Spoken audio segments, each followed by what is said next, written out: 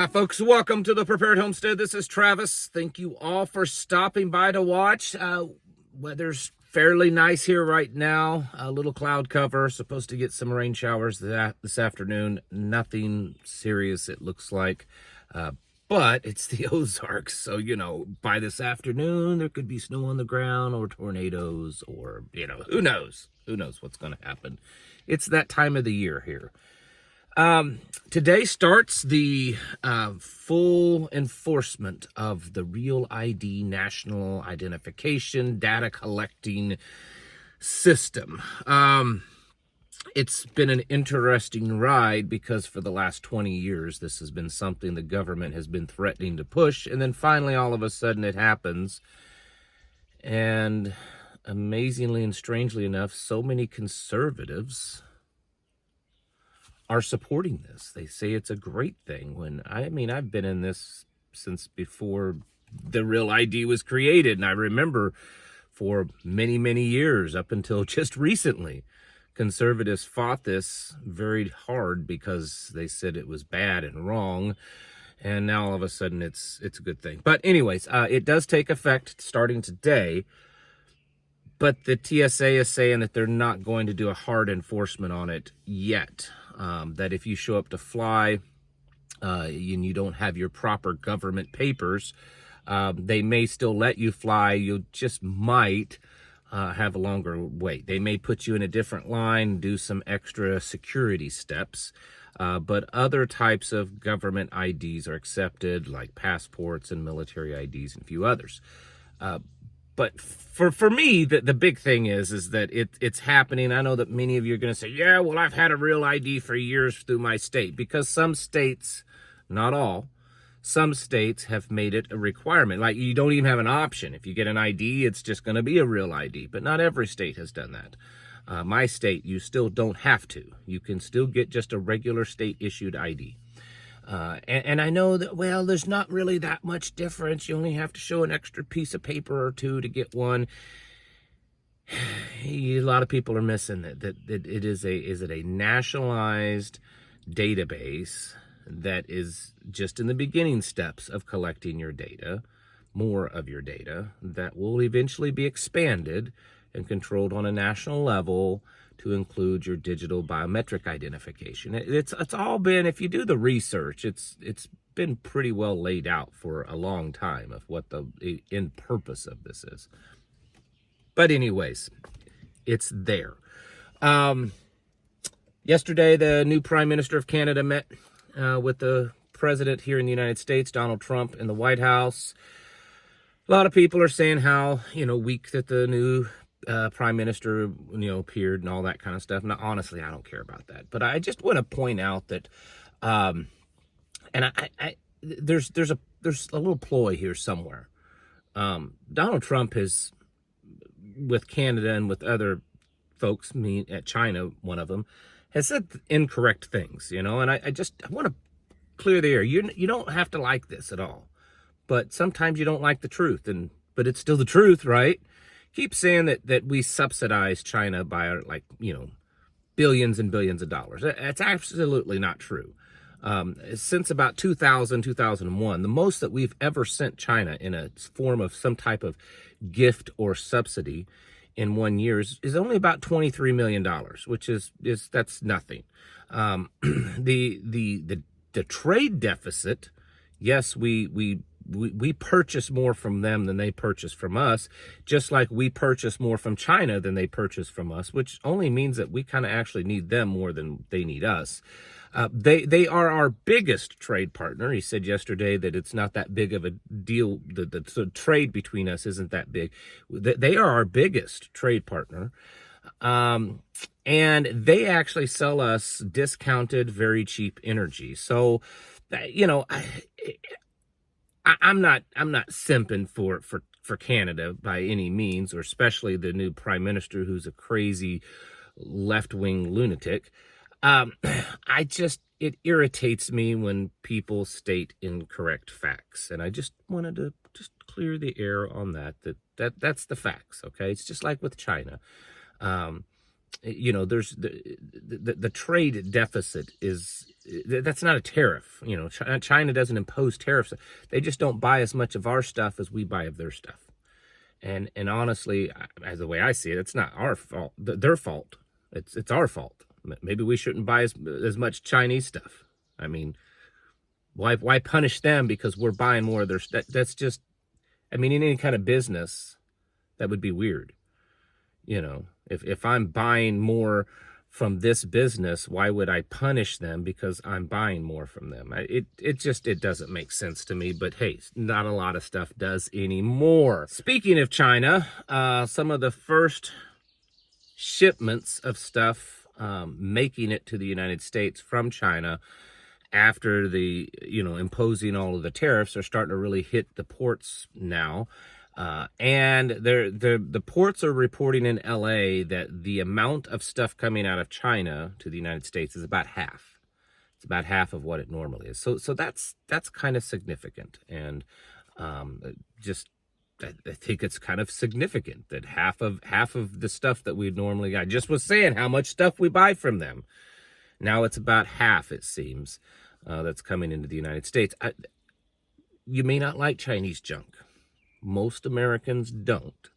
But the fact is that people are used to it. Maybe you can live without it, but a lot of people are going to become very upset, discouraged, and financially strapped because that's all they can afford, unfortunately. And so we're going to see kind of the economy slow down. I mean, it is what it is.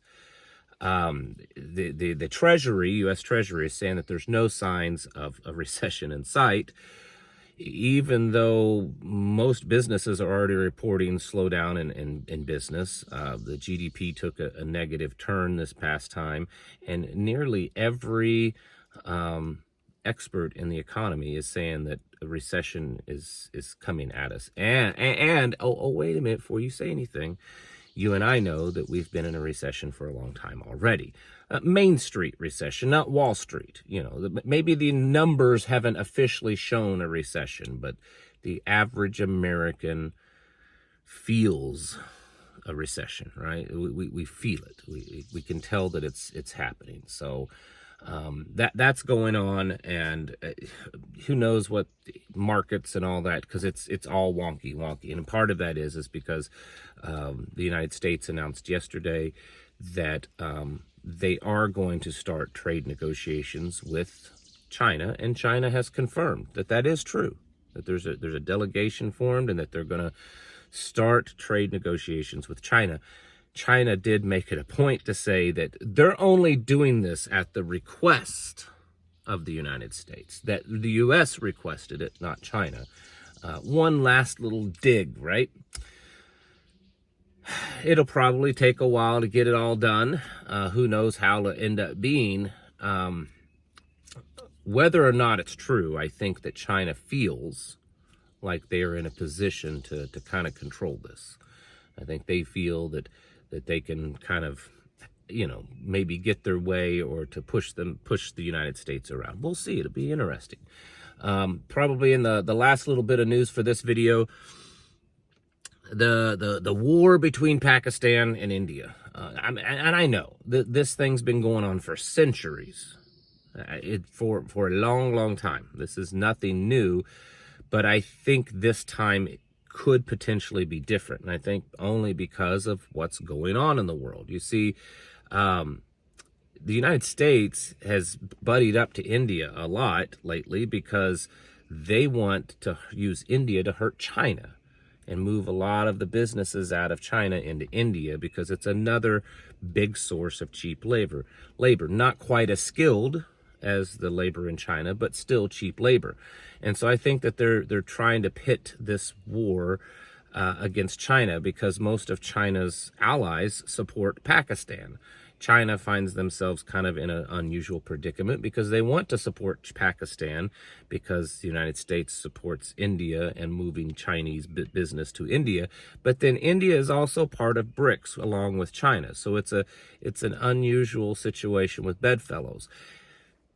I do think, though, that behind the scenes, behind closed doors where no one can tell, I think that there's probably some moving around and some things going on to support Pakistan against India, another type of proxy war, basically, because the United States is hoping that this may hurt China in some way.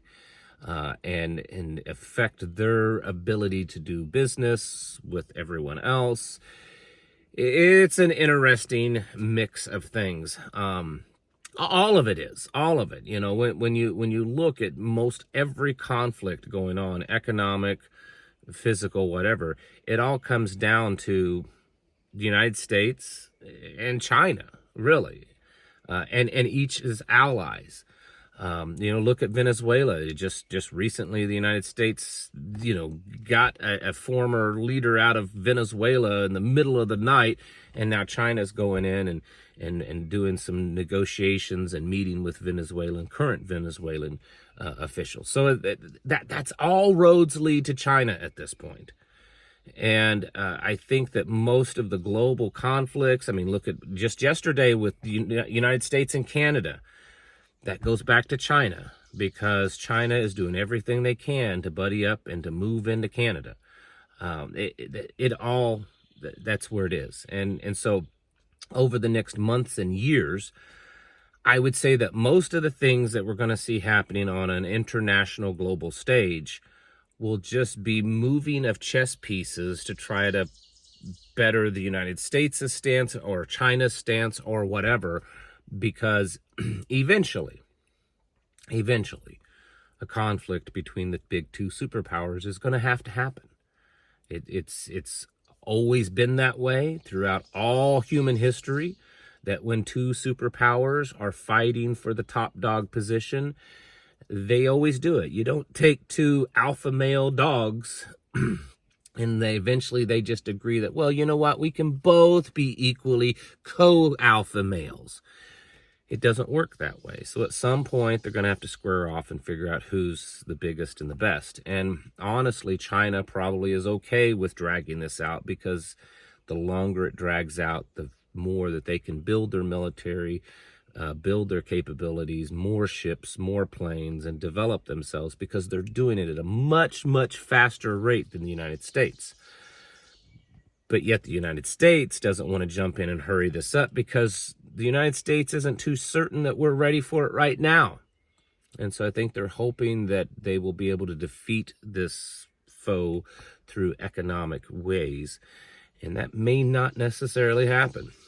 So in the end, we need to continually prepare, because while these events that I've mentioned today in this video aren't necessarily end of the world apocalyptic things, they all are more chess pieces moving around on the board that indicate that our world is unstable, our systems are controlled, and none of this stuff is being done for your benefit.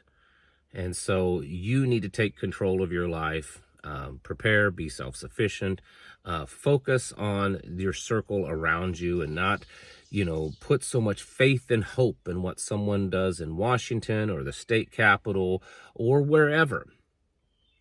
And if we can start living a life that, if more and more people started living that way, it would take so much power away from government. They wouldn't be able to control us, because we wouldn't need them. That's the only reason really why government is able to exert so much control over people, any government, is because the people need them. And if we send a message that we don't need them, well, that takes away a lot of their force. And even if we can't en masse, you can. You can show the world and show the government and show the people around you that you are self-sufficient. It'll make you a target, definitely. But at least you'll be a free man. And in the end, that's one of the most important things that you'll ever experience in your life. Folks, it's time to get your houses in order and prepare yourselves mentally, physically, and spiritually. Thanks for watching. Catch you in the next video.